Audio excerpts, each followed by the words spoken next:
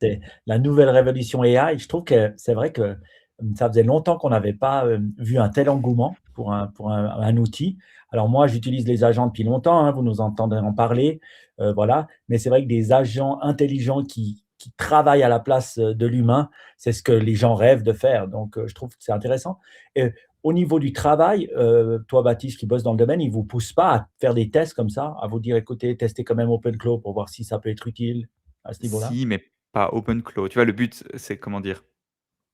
C'est quand même de faire des choses qui sont un peu applicables à ce que tu fais, tu vois? Et donc ça, Mmh. c'est un peu tout le monde sait un peu ce que c'est, tu vois? Le globalement, comment dire? D'un point de vue technique, c'est même pas tellement intéressant et ça reste tu vois? C'est tellement, en fait, les nerds qui font ça, tu vois? C'est tellement un peu un projet de geek, machin, que ouais, ça pas c'est pas trop, ouais, c'est pas trop quelque chose qu'on nous pousserait à faire, tu vois? Alors, Mmh. ouais. D'ailleurs, c'est vrai, pour dire, on a quand même, bah, voilà, vous êtes, une communauté extrêmement avertie et tech et tout ça, et c'est pas que dans notre groupe Signal, ça a explosé de cas d'usage, C'est vrai. c'était très calme, et je crois que tout le monde a un peu le même truc. C'est fun, on aime bien, que les autres le fassent, mais de là à passer par toutes les misères pour le faire, faut ouais.